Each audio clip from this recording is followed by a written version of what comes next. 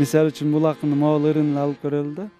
Уктаганда сенин уйкуң менде бар, ойлоруң да ойлорума киришкен. Сен экөөбүз эки сандай барабар, сен экөөбүз эки суудай бириккен дейт. Караңызчы, кандай жаңылык, кандай өзгөчөлүк. Кыргыз поэзиясына жаңычылдык киргизген акын катары Омор Султановдун аты аталып жүрөт. Акындардын айтымында ал даяр штампка түшпөй, жалпы хорго кошулбай, үтүктөлгөн шымдын кырындай болгон уйкаштыктарга алданбай, ага байланбай, жорго саптардан качып, өзүн эркин сезип, ырдын көлөмүнө эмес тереңине, санына эмес сапатына маани берген.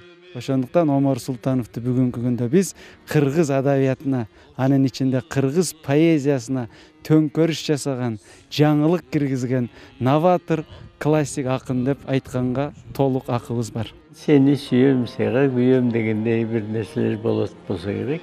Улуттук поэзияда сүйүү баштаган түбөлүктүү темаларга кайрылган акындардын сап башында Алыкул Осмоновдун аты аталса, андан кийин эле Омор акынды айтышат. Аны адабият айдыңында сүйүүнүн султаны деп да коюшат. Ал өзү дагы сүйүү темасын өмүрүнүн аягына чейин жазам дегени бар. Сүйүүнүн мажнуну деп койсок болот. Анткени бул өмүр бою сен жөнүндө поэма деген ыры бүгүнкү күндө баардык жаштар бүгүнкү күнгө чейин дагы кумары канбай окуп келатат, улуу муундар.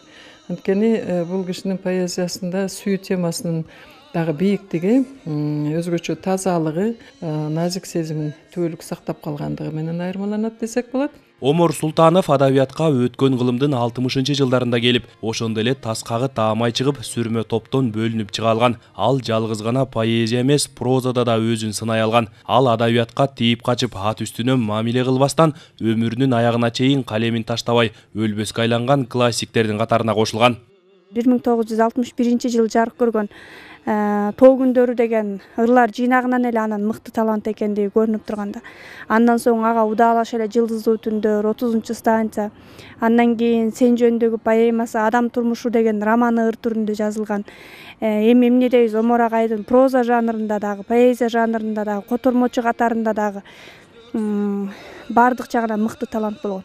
Жогоруда айтылгандай, Омор Султанов котормочулук менен да алектенген. Аны башкалардан айырмалаган негизги өзгөчөлүк дагы ушул. Ал жаш кезинен дүйнөлүк адабият менен таанышып, аалам адабиятынын классиктеринин чыгармаларын кан жанына сиңирип, ошолордун булагынан суу ичип, ошолордун мектебинен тарбия алган. Бул 60-жылдары Омор Султанов адабиятка келген болсо, ошол убактагы жанагы орус адабиятында, совет адабиятында Эдуард Смежелайтис деген Илитовдун акыны, Марченкевичус, Юстинас Марченкевич деген акын, орус адабиятында Андрей Вознесенский, Евгений Евтушенко, Бела Ахмадуллина деген баягы ошол убакта адабиятты Советтер Союзу боюнча чаңдаткан акындардын ичинен ушул биздин Орто Азияда Олжас Сүлейменов менен Омор Султановдун аты катар айтылчу да.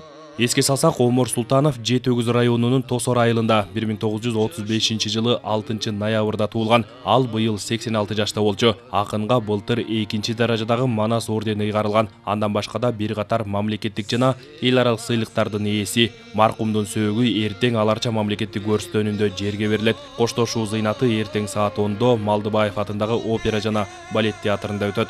Амантор Шергазиев, Азамат Жапаков, Ала Тоо 24.